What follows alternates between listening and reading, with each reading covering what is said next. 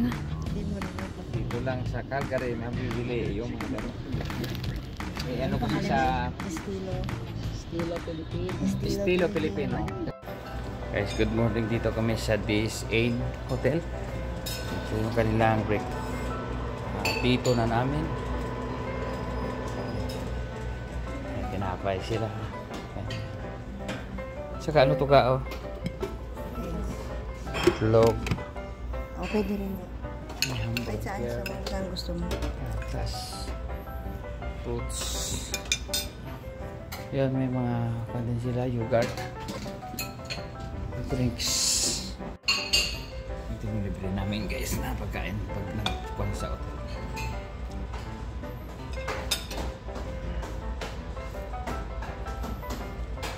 Tahimik lang. Kain na tayo guys.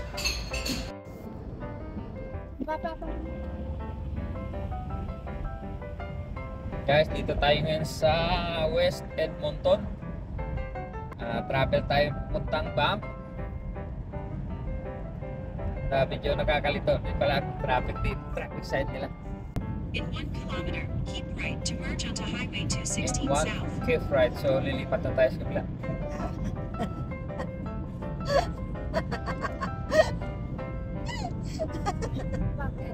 Keep right. Baba pa may... Malaya ba yan? Basta nakikita. Ito na ano to, Mega? Tingnan mo nga. Hindi. Hindi pa? Teka lang. Straight lang tayo. Use the right lane to keep right to merge Dito onto Highway tayo guys sa 216 ating mga South. ano Dumaan muna kami dito sa Calgary guys bago pumunta sa Banff. Meron ditong ano, estilo Pilipino style barong, mga bilihan ng mga barong sa loob ng Pacific Place Mall.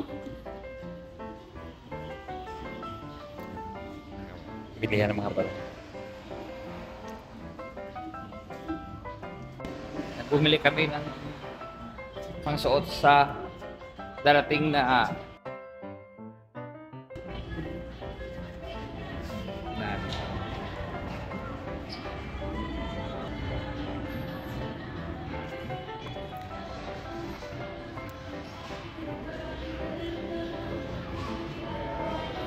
Barong Tagalog Filipiniana. At dito rin sa loob ng mall na to guys ay meron din silang T&T supermarket. Grocery sa mga Pinoy, mga Asian store, yan. Malawak. May food court din sila dito. Kain muna kami dito sa Pinoy Kitchen. Saan? Saan? Opia. Opia kain. Wala pa lang. Nakalito yung stoplights. Kapalito yung kanilang science practice ba? Yan. Guys, dadaan tayo dito sa kanilang matataas na building sa Calgary guys. Kita ba ka? Nagilid. Yan. Yan. Pero padaanan din natin yung Ikot-ikot. sa gabi. Hindi, yung pagkatulog siya. Alin?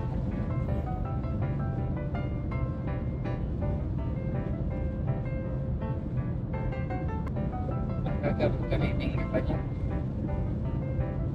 Ay, hindi nagbibig ha? Kasi dahilo sa kabla. Sa gilid.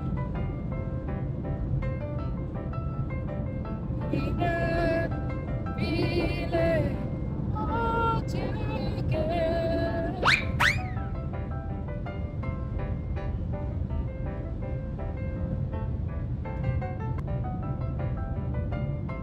Tapos mo naga.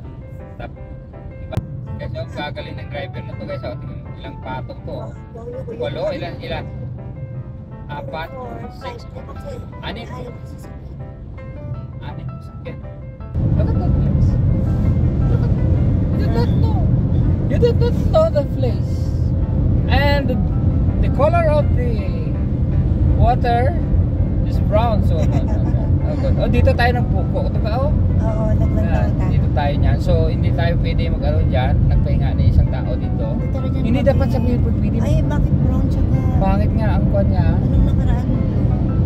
Ang latest situation niya pangit. Okay, bakit ka tatawid dyan? Bako kakain. Ay, Sapo sus ko. ko.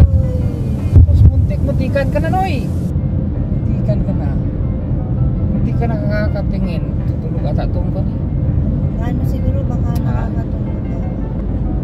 Actually, yung mga truck na to, hindi mag-overtake yun. Dito lang lagi sa kanya. Eh, kung mabagal ang takbo. Nung nasa 90 lang eh. Hindi naman lumalabas siya sa guhit. Oo, antok yan. Antok siya. Or nakatingin sa scenery. Tapos ini... Oop! Nagiwang-iwang na yung drive ng truck driver.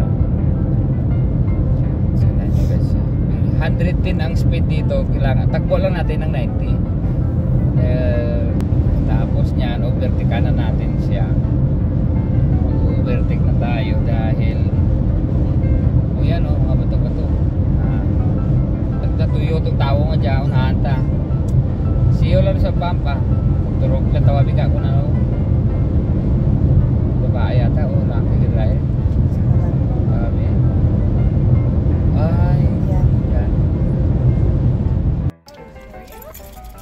$2. Okay. $22 yung bayad dito sa entrance nila. Napasok sa bound. Yeah. Yeah. Yes. Yeah. If you don't mind, can I have a map in case? Yeah. Because I'm getting old and forgot. Eh, Thank you. Thank you. bakit ba? Because pa? Ang English talaga. Ah, okay. Proceed to the route. What proceed? Proceed to the road lang. Return mo lang. Ganda ng formation niya.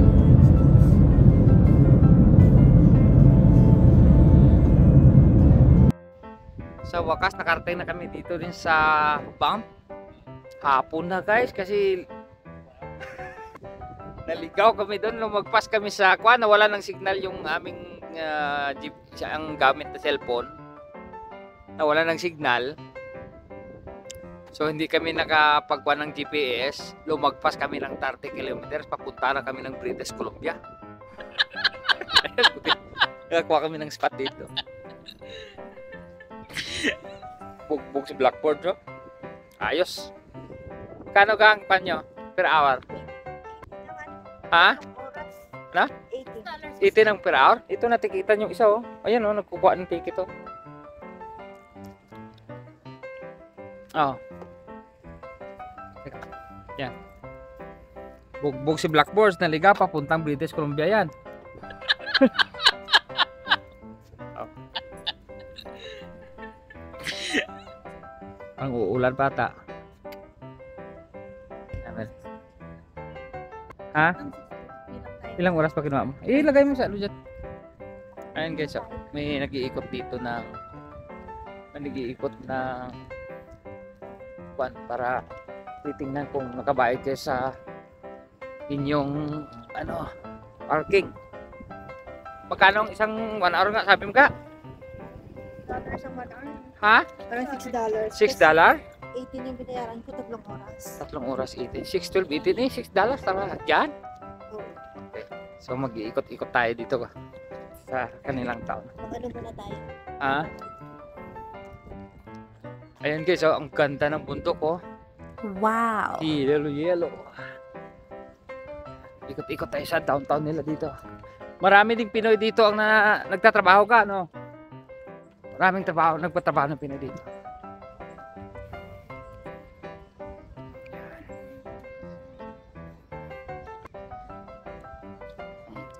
Ito yung kadalasan makikita mo dun sa YouTube. Ayun, oh, ang dami. Yan, dito yan, oh. Dito yung picture sa gitna. Ika, oh. Mamaya. Yan. Dito yung pinaka-center nila dito sa downtown. May Taiwan na. Ha? Yan. Ang daming tao dito rin, guys. Hala. Hapon na kami nakarating kasi Saan tayo nag-park? doon banda. Hapon lang dating namin dito kasi naligaw kami. Dumaan pa kami sa Calgary. Edmonton to ano ka dito ba 6 hours o 5? 5 hours? Oh, mga 5. So naligaw kami. Ay.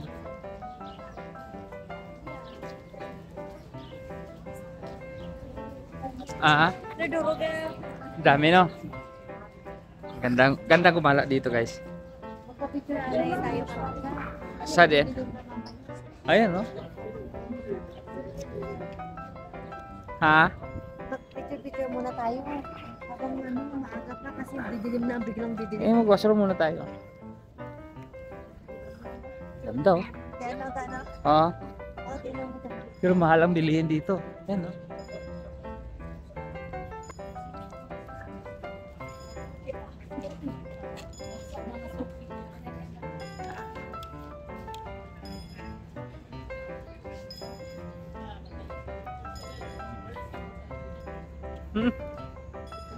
May bayad ata yung dyan. Saan mapupunta yan? May bayad yan. Ang ganda dito rin. Pumunta kayo dito na ano, yung winter. Sarap magpa-picture dito sa gitna na yan. No? Ayun no? Yun.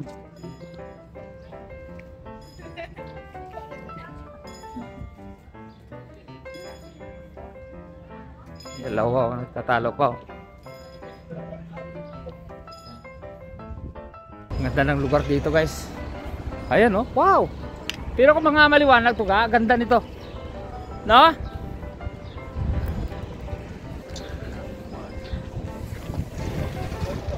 Yan.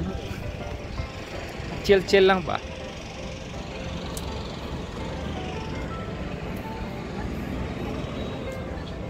Pasok sa McDo. Yan, naglalakad muna kami dito, guys. Chill lang ba? Habang di pa malamig. Alas 5 na ng hapon. Kakain muna kami tapos mag-drive na kami papuntang Edmonton. 6 hours driving naman ulit tayo kasi malayo tayo dito sa van. Kakain tayo tapos drive na tayo ulit. Long drive.